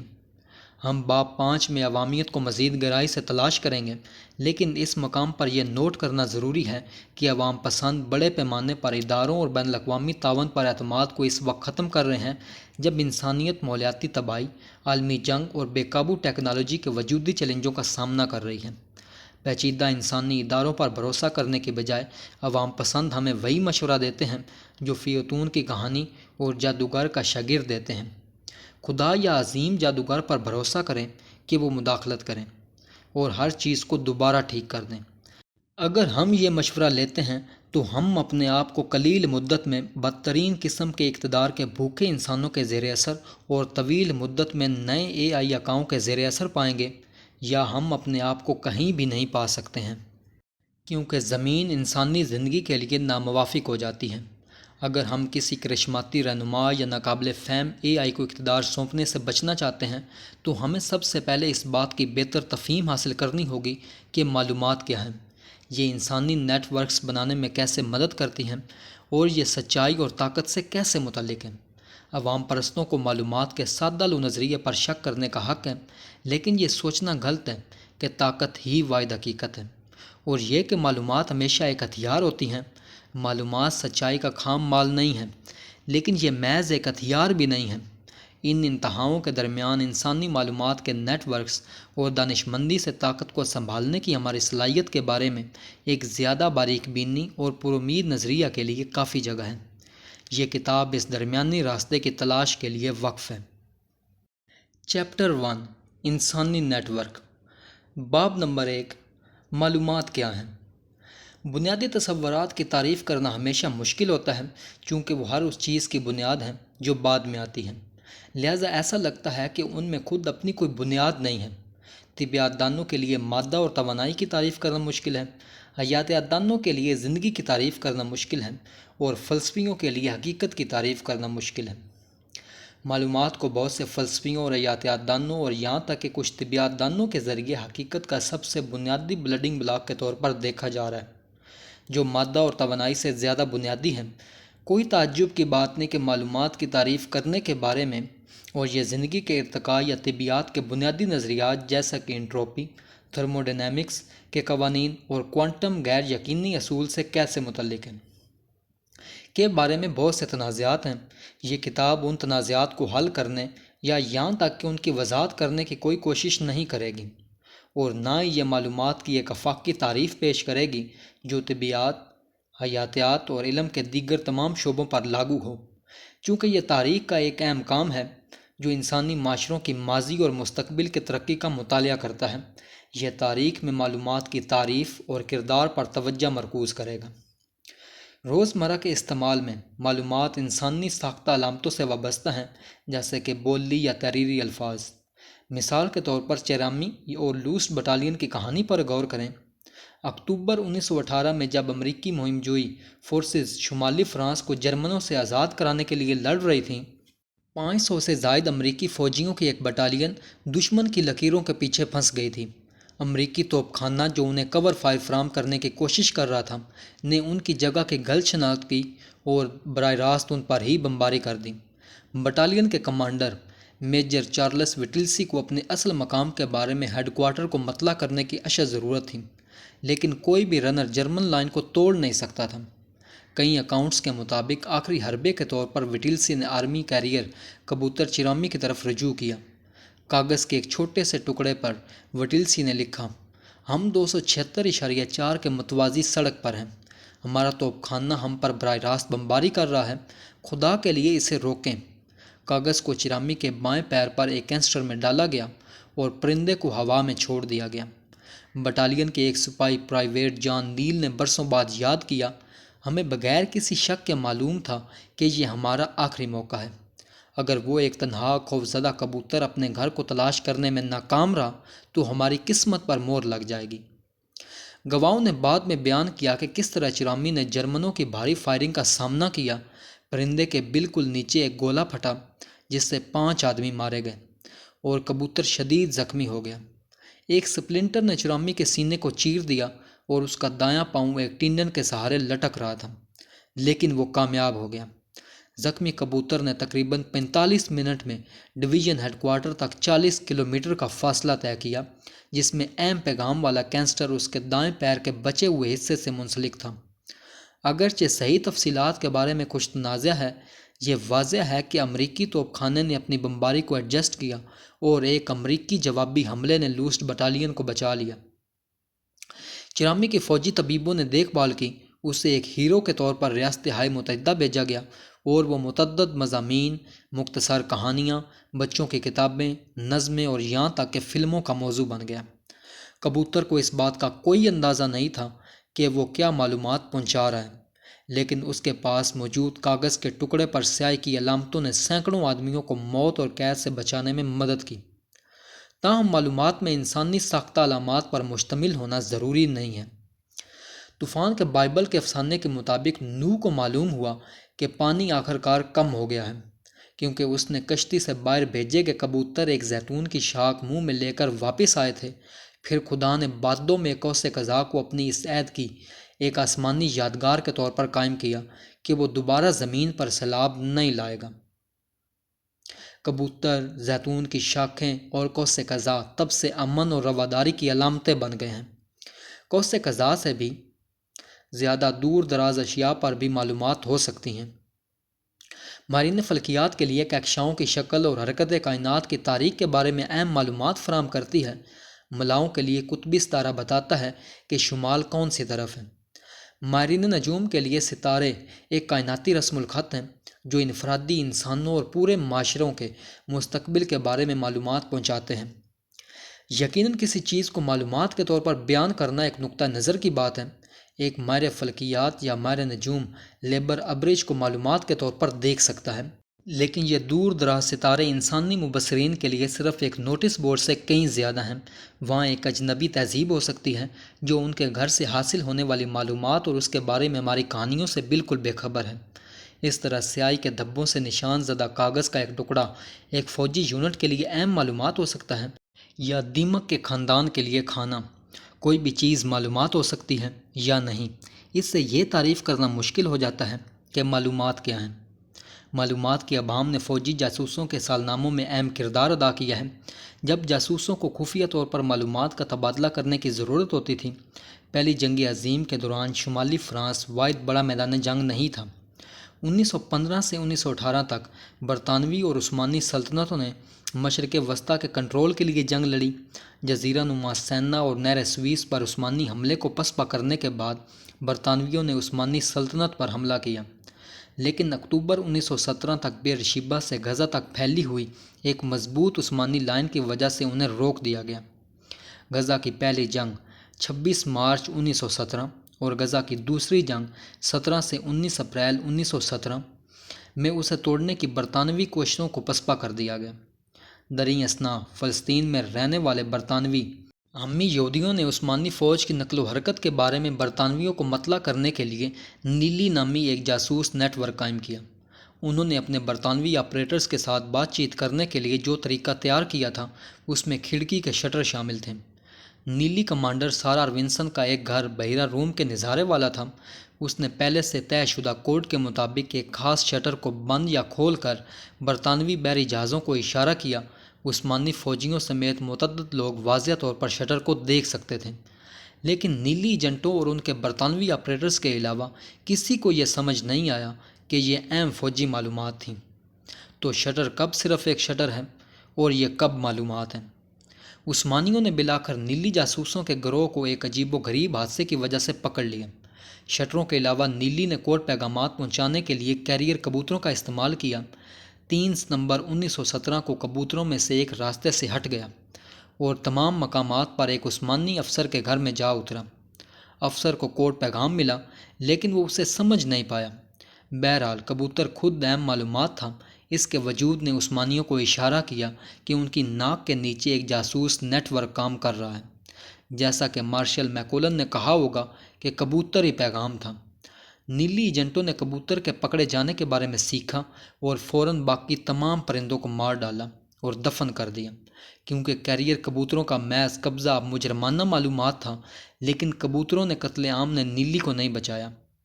ایک ماہ کے اندر جاسوس نیٹ ورک کا پردہ فاش ہو گیا، اس کے کئی ارکان کو پھانسی دے دی گئی اور سارا ارونسن نے تشدد کے تحت نیلی کے راز افشاں کرنے سے بچنے کے لیے خودکشی کر لی۔ کبوتر کب صرف ایک کبوتر ہے اور یہ کب معلومات ہیں؟ واضح طور پر معلومات کو مخصوص اقسام کی مادی اشیاء کے طور پر بیان نہیں کیا جا سکتا۔ کوئی بھی چیز، ایک ستارہ، ایک شٹر، ایک کبوتر، صحیح تناظر میں معلومات ہو سکتی ہے، تو بالکل کون سا سیاق و سباق ایسی اشیاء کو معلومات کے طور پر بیان کرتا ہے؟ معلومات کے بارے میں سادہ لو نقطہ نظر یہ دلیل دیتا ہے کہ اشیاء کو سچائی کی تلاش کے تناظر میں معلومات کے طور پر بیان کیا جاتا ہے۔ اگر لوگ کسی چیز کو سچائی دریافت کرنے کی کوشش میں استعمال کرتے ہیں تو وہ چیز معلومات ہے۔ یہ نقطہ نظر معلومات کے تصور کو سچائی کا تصور سے جوڑتا ہے اور فرض کرتا ہے کہ معلومات کا بنیادی کردار حقیقت کی نمائندگی کرنا ہے۔ ایک حقیقت باہر ہے اور معلومات ایک ایسی چیز ہے جو اس حقیقت کی نمائندگی کرتی ہے، اور اس لیے ہم حقیقت کے بارے میں جاننے کے لیے استعمال کرتے ہیں۔ مثال کے طور پر نیلی نے برطانویوں کو جو معلومات فراہم کی وہ عثمانی فوج کی نقل و حرکت کی حقیقت کی نمائندگی کرنے کے لیے تھیں۔ اگر عثمانیوں نے غزہ میں 10,000 فوجیوں کو جمع کیا جو ان کے دفاع کا مرکز ہے، 10,000 اور غزہ کی نمائندگی کرنے والی علامتوں کے ساتھ کاغذ کا ایک اہم ٹکڑا اہم معلومات تھا جو برطانویوں کو جنگ جیتنے میں مدد دے سکتا تھا۔ اگر دوسری طرف غزہ میں دراصل 20,000 عثمانی فوجی تھے تو کاغذ کے اس ٹکڑے نے حقیقت کی درست نمائندگی نہیں کی اور برطانویوں کو ایک تباہ کن فوجی غلطی کرنے پر مجبور کر سکتا ہے۔ دوسرے لفظوں میں سادہ لو نقطہ نظر یہ دلیل دیتا ہے کہ معلومات حقیقت کی نمائندگی کرنے کی ایک کوشش ہے، اور جب یہ کوشش کامیاب ہو جاتی ہے تو ہم اسے سچائی کہتے ہیں۔ اگرچہ یہ کتاب سادہ لو نقطہ نظر کے ساتھ بہت سے مسائل اٹھاتی ہے، یہ اس بات سے اتفاق کرتی ہے کہ سچائی حقیقت کی درست نمائندگی ہے، لیکن اس کتاب میں یہ بھی ہے کہ زیادہ تر معلومات حقیقت کی نمائندگی کرنے کی کوشش نہیں ہے، اور جو چیز معلومات کی وضاحت کرتی ہے وہ بالکل مختلف ہے۔ انسانی معاشرے میں اور واقعی دوسرے حیاتیاتی اور جسمانی نظاموں میں زیادہ تر معلومات کسی چیز کی نمائندگی نہیں کرتی ہیں۔ میں اس پیچیدہ اور اہم دلیل پر تھوڑا سا زیادہ وقت صرف کرنا چاہتا ہوں کیونکہ یہ کتاب کی نظریاتی بنیاد بنتی ہے۔ سچ کیا ہے؟ اس کتاب کے دوران سچ کو ایک ایسی چیز کے طور پر سمجھا جاتا ہے جو حقیقت کے بعض پہلوؤں کی درست نمائندگی کرتی ہے۔ سچائی کے تصور کی بنیاد یہ ہے کہ ایک عالمگیر حقیقت موجود ہے۔ کائنات میں جو کچھ بھی وجود میں آیا ہے یا کبھی وجود میں آئے گا، قطبی کرے سے لے کر نیلی کبوتر تک، علم نجوم پر ویب صفحات تک، اس ایک حقیقت کا حصہ ہے۔ یہی وجہ ہے کہ سچائی کی تلاش ایک آفاقی منصوبہ ہے۔ اگرچہ مختلف لوگوں، قوموں یا ثقافتوں کے عقائد اور احساسات مختلف ہو سکتے ہیں، لیکن وہ متضاد سچائیوں کے مالک نہیں ہو سکتے، کیونکہ وہ سب ایک آفاقی حقیقت کا اشتراک کرتے ہیں۔ جو بھی عالمگیریت کو مسترد کرتا ہے وہ سچائی کو مسترد کرتا ہے۔ تاہم سچائی اور حقیقت مختلف چیزیں ہیں، کیونکہ کوئی بھی بیان کتنا ہی سچا کیوں نہ ہو، وہ کبھی بھی حقیقت کی تمام پہلوؤں سے نمائندگی نہیں کر سکتا۔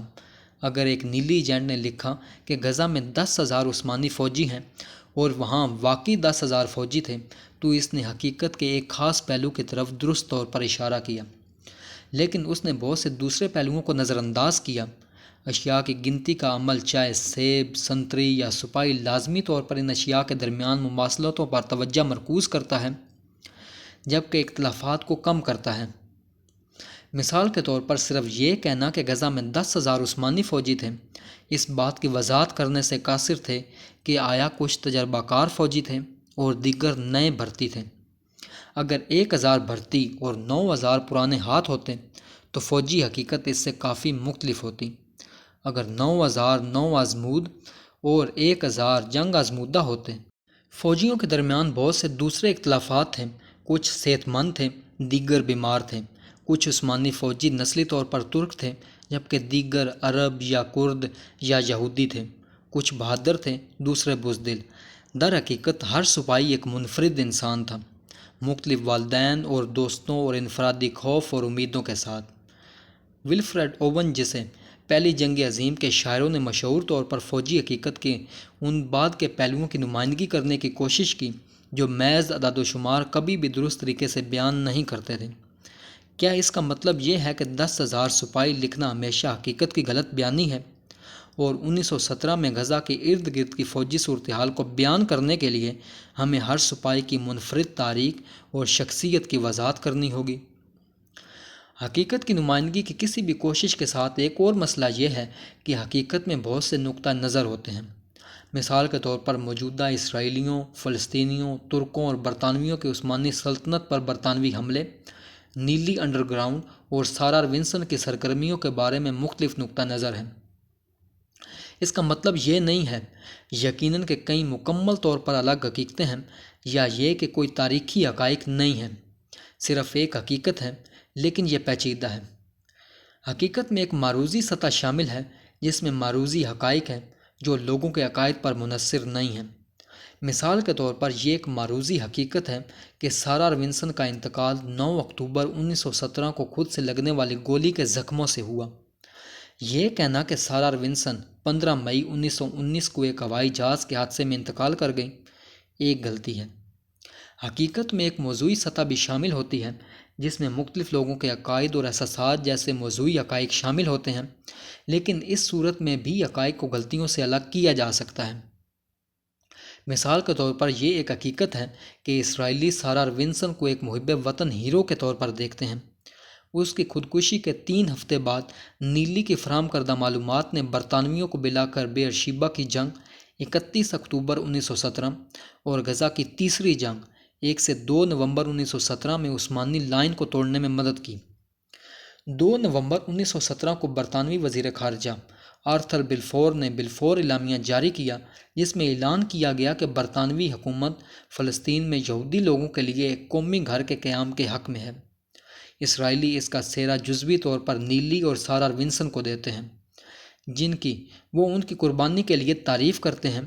یہ ایک اور حقیقت ہے کہ فلسطینی چیزوں کا اندازہ بہت مختلف طریقے سے کرتے ہیں۔ آرونسن کی تعریف کرنے کے بجائے وہ اسے، اگر انہوں نے اس کے بارے میں سنا ہے، ایک سامراجی ایجنٹ کے طور پر دیکھتے ہیں۔ یہاں تک کہ اگرچہ ہم یہاں موضوعی خیالات اور احساسات سے نمٹ رہے ہیں، پھر بھی ہم سچائی کو جھوٹ سے ممتاز کر سکتے ہیں۔ خیالات اور احساسات بالکل ستاروں اور کبوتروں کی طرح ہیں، عالمگیر حقیقت کا ایک حصہ ہیں۔ عثمانی سلطنت کو شکست دینے میں اپنے کردار کے لیے سارا آرونسن کی ہر کوئی تعریف کرتا ہے۔ ایک غلطی ہے، حقیقت کے مطابق نہیں۔ قومیت ہی وہ واحد چیز نہیں ہے جو لوگوں کے نقطہ نظر کو متاثر کرتی ہے۔ اسرائیلی مرد اور اسرائیلی خواتین آرونسن کو مختلف طریقے سے دیکھ سکتے ہیں، اور اسی طرح بائیں بازو اور دائیں بازو یا آرتھوڈاکس اور سیکولر یہودی بھی۔ چونکہ یہودی مذہبی قانون کے ذریعے خودکشی حرام ہے، اس لیے آرتھوڈاکس یہودیوں کو آرونسن کی خودکشی کو ایک بہادری کے عمل کے طور پر دیکھنے میں دشواری ہوتی ہے۔ اسے دراصل ایک یہودی قبرستان کی مقدس زمین میں دفن کرنے سے انکار کر دیا گیا تھا۔ بلاخر ہر فرد کا دنیا کے بارے میں ایک مختلف نقطہ نظر ہوتا ہے، جو مختلف شخصیات اور زندگی کی تاریخوں کے ملاپ سے تشکیل پاتا ہے۔ کیا اس کا مطلب یہ ہے کہ جب ہم حقیقت کو بیان کرنا چاہتے ہیں تو ہمیں ہمیشہ اس میں موجود تمام مختلف نقطہ نظر کو درج کرنا چاہیے؟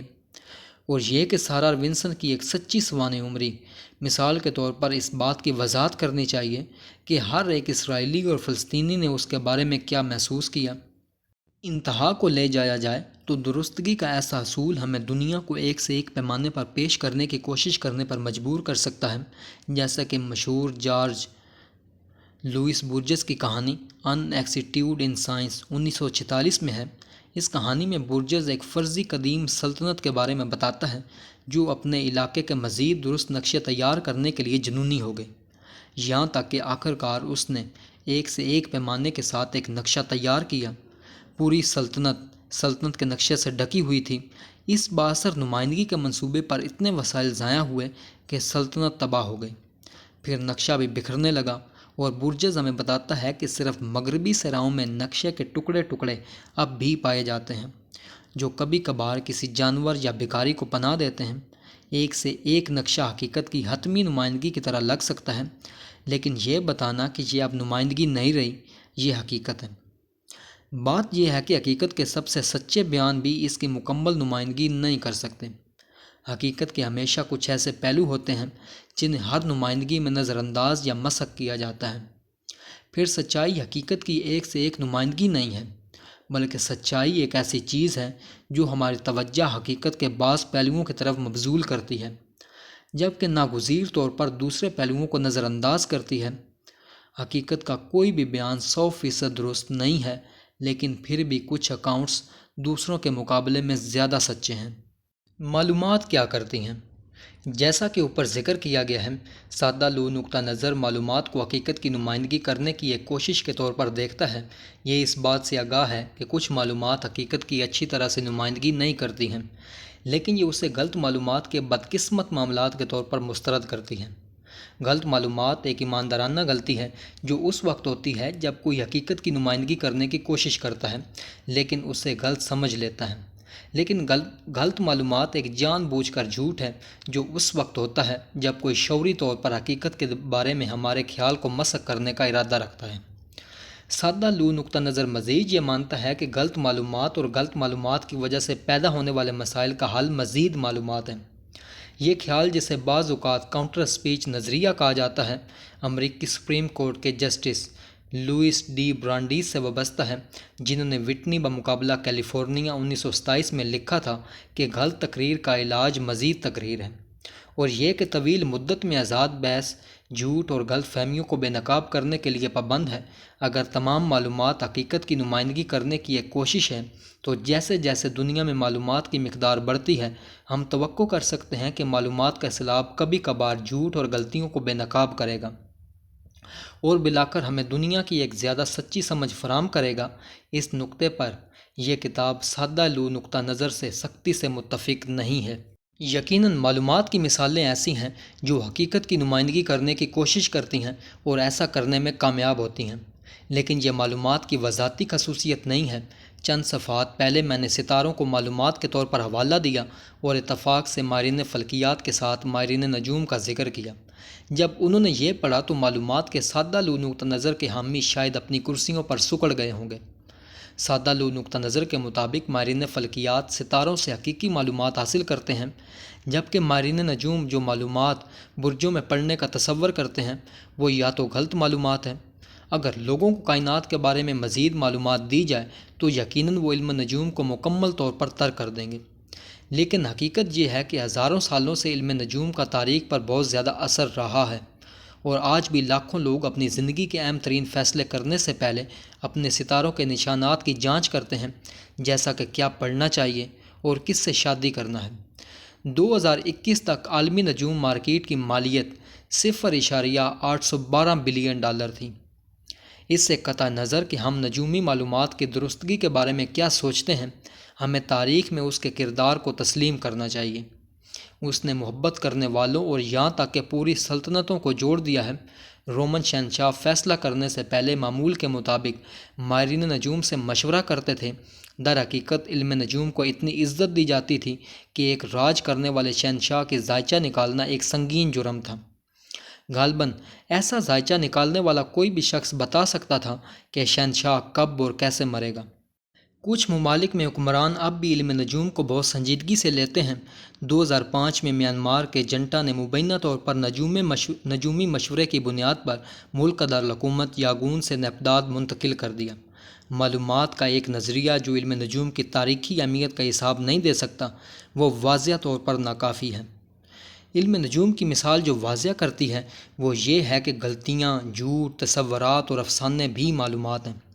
اس کے برعکس جو معلومات کے بارے میں سادہ لو نظریہ یہ کہتا ہے، معلومات کا سچائی سے کوئی لازمی تعلق نہیں ہے، اور تاریخ میں اس کا کردار پہلے سے موجود حقیقت کی نمائندگی کرنا نہیں ہے، بلکہ معلومات جو کرتی ہیں وہ مختلف چیزوں کو ایک ساتھ باندھ کر نئی حقیقتیں بنانا ہے، چاہے وہ جوڑے ہوں یا سلطنتیں۔ اس کی وذاتی خصوصیت نمائندگی کے بجائے کنیکشن ہے، اور معلومات وہ ہے جو مختلف پوائنٹس کو ایک نیٹ ورک میں جوڑتی ہے۔ معلومات ہمیں چیزوں کے بارے میں لازمی طور پر مطلع نہیں کرتی ہیں، بلکہ یہ چیزوں کو تشکیل میں ڈالتی ہے۔ ذائچے محبت کرنے والوں کو نجومی تشکیلات میں ڈالتے ہیں، پروپیگنڈا نشریات ووٹروں کو سیاسی تشکیلات میں ڈالتی ہیں، اور مارچ کے گانے فوجیوں کو فوجی تشکیلات میں ڈالتے ہیں۔ ایک مثالی کیس کے طور پر موسیقی پر غور کریں۔ زیادہ تر سمفنیاں، دھنیں کسی چیز کی نمائندگی نہیں کرتی ہیں۔ یہی وجہ ہے کہ یہ پوچھنا کوئی معنی نہیں رکھتا کہ وہ سچ ہیں یا غلط۔ برسوں کے دوران لوگوں نے بہت ساری بری موسیقی تخلیق کی ہے، لیکن جعلی موسیقی نہیں۔ کسی چیز کی نمائندگی کیے بغیر موسیقی بڑی تعداد میں لوگوں کو جوڑنے اور ان کے جذبات اور حرکات کو ہم-آہنگ کرنے کے ایک قابل ذکر کام کرتی ہے۔ موسیقی فوجیوں کو تشکیل میں مارچ کر سکتی ہے، کلب والے ایک ساتھ جھومتے ہیں، چرچ کے اجتماعات تال میں تالیاں بجاتے ہیں، اور کھیلوں کے شائقین ایک ساتھ مل کر نعرے لگاتے ہیں۔ چیزوں کو جوڑنے میں معلومات کا کردار یقیناً انسانی تاریخ کے لیے منفرد ہے۔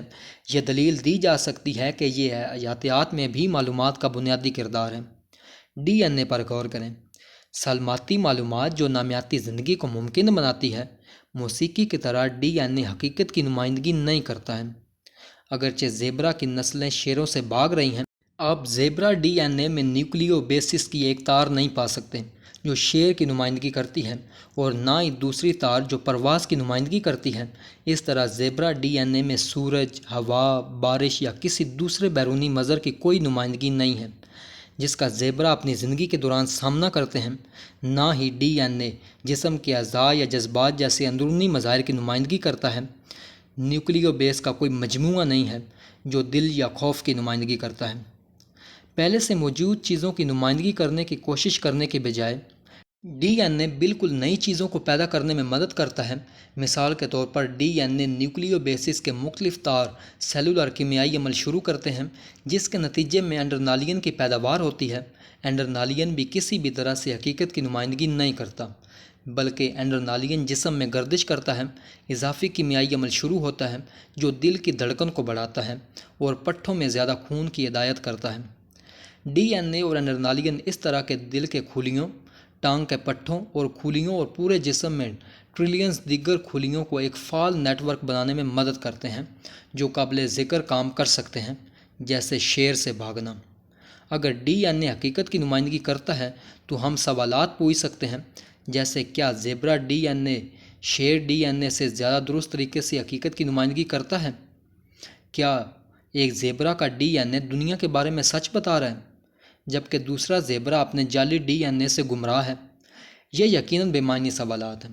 ہم ڈی این اے کا اندازہ اس کے پیدا ہونے والے جاندار کی فٹنس سے کر سکتے ہیں، لیکن سچائی سے نہیں، جبکہ ڈی این اے کی خرابیوں کے بارے میں بات کرنا عام ہے۔ یہ صرف ڈی این اے کی کاپی کرنے کے عمل میں ہونے والی تبدیلیوں کو کہتے ہیں، حقیقت کی درست نمائندگی کرنے میں ناکامی نہیں۔ ایک جینیاتی تغیر جو ایڈرینالین کی پیداوار کو روکتا ہے، ایک خاص زیبرا کی فٹنس کو کم کرتا ہے، ملا کر خلیوں کے نیٹ ورک کو منتشر کر دیتا ہے، جیسا کہ جب زیبرا شیر کے ہاتھوں مارا جاتا ہے اور اس کے ٹریلین خلیات ایک دوسرے سے رابطہ کھو دیتے ہیں اور گل جاتے ہیں۔ لیکن اس قسم کی نیٹ ورک کی خرابی کا مطلب انتشار ہے، غلط معلومات نہیں۔ یہ زیبرا کی طرح ممالک، سیاسی جماعتوں اور نیوز نیٹ ورکس کے بارے میں بھی اتنا ہی درست ہے۔ اہم بات یہ ہے کہ ڈی این اے کی کاپی کرنے میں غلطیاں ہمیشہ فٹنس کو کم نہیں کرتی ہیں، ایک بار نیلے چاند میں وہ فٹنس میں اضافہ کرتے ہیں۔ اس طرح کے تغیرات کے بغیر ارتقاء کا کوئی عمل نہیں ہوگا۔ تمام حیاتیاتی شکلیں جینیاتی خرابیوں کی بدولت موجود ہیں۔ ارتقاء کے عجائبات ممکن ہیں کیونکہ ڈی این اے کسی پہلے سے موجود حقیقت کی نمائندگی نہیں کرتا ہے، یہ نئی حقیقتیں تخلیق کرتا ہے۔ آئیے اس کے مضمرات کو ہضم کرنے کے لیے کچھ دیر رکیں۔ معلومات ایک ایسی چیز ہے جو مختلف نکات کو ایک نیٹ ورک میں جوڑ کر نئی حقیقتیں تخلیق کرتی ہے۔ اس میں اب بھی نمائندگی کے طور پر معلومات کا نظریہ شامل ہے۔ بعض اوقات حقیقت کی ایک سچی نمائندگی انسانوں کو جوڑ سکتی ہے، جیسے کہ جولائی 1969 میں 600 ملین لوگ اپنے ٹیلی ویژن سیٹوں سے چپکے بیٹھے تھے، نیل آرمسٹرانگ اور بز ایلڈرن کو چاند پر چلتے ہوئے دیکھ رہے تھے۔ اسکرینوں پر موجود تصاویر نے 3,84,000 کلومیٹر دور جو کچھ ہو رہا تھا اس کی درست نمائندگی کی، اور انہیں دیکھ کر خوف، فخر اور انسانی بھائی چارے کے احساسات پیدا ہوئے جس نے لوگوں کو جوڑنے میں مدد کی۔ تاہم اس طرح کے بھائی چارے کے جذبات دوسرے طریقوں سے بھی پیدا کیے جا سکتے ہیں۔ کنیکشن پر زور دینے سے دوسری قسم کی معلومات کے لیے کافی گنجائش باقی رہ جاتی ہے جو حقیقت کی اچھی طرح نمائندگی نہیں کرتی ہیں۔ بعض اوقات حقیقت کی غلط نمائندگی بھی ایک سماجی رابطے کا کام کر سکتی ہے، جیسا کہ جب کسی سازشی نظریہ کے لاکھوں پیروکار یوٹیوب ویڈیو دیکھتے ہیں جس میں دعویٰ کیا جاتا ہے کہ چاند پر لینڈنگ کبھی نہیں ہوئی تھی۔ یہ تصاویر حقیقت کی ایک غلط نمائندگی پیش کرتی ہیں، لیکن وہ پھر بھی اسٹیبلشمنٹ کے خلاف غصے کے احساسات کو جنم دے سکتی ہے یا اپنی دانائی پر فخر کر سکتی ہے، جو ایک مربوط نیا گروپ بنانے میں مدد کرتی ہیں۔ بعض اوقات حقیقت کی نمائندگی کرنے کی ایک کوشش کیے بغیر نیٹ ورکس کو جوڑا جا سکتا ہے، نہ درست اور نہ ہی غلط، جیسا کہ جب جینیاتی معلومات ٹریلینز خلیوں کو جوڑتی ہیں، یا جب ایک دلکش موسیقی کا ٹکڑا ہزاروں انسانوں کو جوڑتا ہے۔ آخری مثال کے طور پر مارک زکربرگ کے میٹا ورس کے ورژن پر غور کریں۔ میٹا ورس ایک مجازی کائنات ہے جو بالکل مکمل طور پر معلومات سے بنی ہے۔ جارج لوئس برجس کی خیالی سلطنت کے بنائے ہوئے ایک سے ایک نقشے کے برعکس، میٹا ورس ہماری دنیا کی نمائندگی کرنے کی کوشش نہیں ہے، بلکہ ہماری دنیا کو بڑھانے یا اس کی جگہ لینے کی کوشش ہے۔ یہ ہمیں بیونس آئرس یا سالٹ لیک سٹی کی ڈیجیٹل نقل نہیں پیش کرتا ہے۔ یہ لوگوں کو نئی ورچوئل کمیونٹیز کو نئے مناظر و قوانین کے ساتھ بنانے کی دعوت دیتا ہے۔ 2024 تک میٹا ورس ایک اوور بلون پائپ خواب کی طرح لگتا ہے، لیکن چند دہائیوں کے اندر اربوں لوگ اپنی زندگی کا بیشتر حصہ ایک بڑی ہوئی ورچوئل حقیقت میں گزارنے کے لیے ہجرت کر سکتے ہیں۔ وہ اپنی زیادہ تر سماجی اور پیشہ ورانہ سرگرمیاں سر انجام دے سکتے ہیں۔ یہ لوگ تعلقات استوار کر سکتے ہیں، طریقوں میں شامل ہو سکتے ہیں، ملازمتیں کر سکتے ہیں، اور ایٹموں کے بجائے بٹس سے بنے ماحول میں جذباتی اتار چڑھاؤ کا تجربہ کر سکتے ہیں۔ شاید صرف کچھ دور دراز صحراؤں میں پرانی حقیقت کے ٹکڑے ٹکڑے اب بھی مل سکتے ہیں جو کبھی کبھار کسی جانور یا بھکاری کو پناہ دیتے ہیں۔ انسانی تاریخ میں معلومات۔ جیسا کہ اوپر ذکر کیا گیا ہے، معلومات کو سماجی رابطے کے طور پر دیکھنا ہمیں انسانی تاریخ کے بہت سے پہلوؤں کو سمجھنے میں مدد کرتا ہے جو معلومات کے نمائندگی کے طور پر سادہ و نظریے کو الجھاتے ہیں۔ یہ نہ صرف علم نجوم بلکہ بہت زیادہ اہم چیزوں جیسے بائبل کی تاریخی کامیابی کی وضاحت کرتا ہے۔ اگرچہ کچھ لوگ علم نجوم کو انسانی تاریخ میں ایک عجیب و غریب شوق کے طور پر مسترد کر سکتے ہیں، کوئی بھی بائبل کے مرکزی کردار سے انکار نہیں کر سکتا۔ اگر معلومات کا بنیادی کام حقیقت کی درست نمائندگی کرنا ہوتا تو یہ سمجھانا مشکل ہوتا کہ بائبل تاریخ کے سب سے زیادہ بااثر متون میں سے ایک کیوں بن گئی۔ بائبل انسانی امور اور قدرتی عمل دونوں کی تفصیل میں بہت سی سنگین غلطیاں کرتی ہے۔ پیدائش کی کتاب کا دعویٰ ہے کہ تمام انسانی گروہ بشمول مثال کے طور پر سرائے کالہاری کے سان لوگ اور آسٹریلیا کے آبائی باشندے ایک ہی خاندان سے تعلق رکھتے ہیں جو تقریباً 4000 سال پہلے مشرق وسطیٰ میں رہتے تھے۔ پیدائش کے مطابق سیلاب کے بعد نوح کی تمام اولادیں میسوپوٹیمیا میں ایک ساتھ رہتی تھیں، لیکن بابل کے مینار کی تباہی کے بعد وہ زمین کے چاروں کونوں میں پھیل گئیں اور تمام زندہ انسانوں کے باوجداد بن گئے۔ در حقیقت سان لوگوں کے باوجداد سینکڑوں ہزاروں سالوں تک براعظم چھوڑے بغیر افریقہ میں رہتے تھے اور آبائی باشندوں کے باوجداد 50,000 سال سے زیادہ پہلے آسٹریلیا میں آباد ہوئے تھے۔ جینیاتی اور آثار قدیمہ کے دونوں شواہد اس خیال کو مسترد کرتے ہیں کہ جنوبی افریقہ اور آسٹریلیا کی پوری قدیم آبادی تقریباً 4000 سال پہلے ایک سیلاب سے فنا ہو گئی تھی اور ان علاقوں کو بعد میں مشرق وسطیٰ کے تارکین وطن نے دوبارہ آباد کیا تھا۔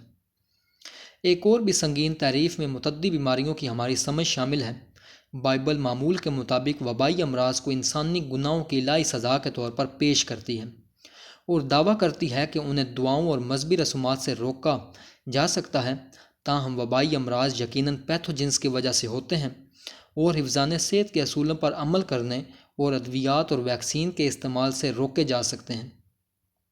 آئیے پوپ جیسے مذہبی رہنماؤں کے ذریعے بھی بڑے پیمانے پر قبول کیا جاتا ہے جنہوں نے کووڈ-19 وبائی امراض کے دوران لوگوں کو ایک ساتھ نماز پڑھنے کے لیے جمع ہونے کی بجائے خود کو الگ تھلگ کرنے کا مشورہ دیا تھا۔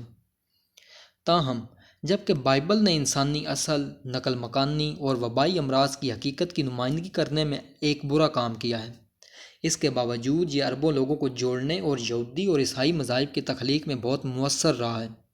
جیسے ڈی این اے کیمیائی عمل شروع کرتا ہے جو اربوں خلیوں کو نامیاتی نیٹ ورکس میں باندھتا ہے، بائبل نے سماجی عمل شروع کیا جس نے اربوں لوگوں کو مذہبی نیٹ ورکس میں جوڑ دیا، اور جس طرح خلیوں کا ایک نیٹ ورک وہ کام کر سکتا ہے جو سنگل سیل نہیں کر سکتے، اس طرح ایک مذہبی نیٹ ورک وہ کام کر سکتا ہے جو انفرادی انسان نہیں کر سکتے، جیسے مندر بنانا، قانونی نظام کو برقرار رکھنا، تعطیلات منانا اور مقدس جنگیں کرنا۔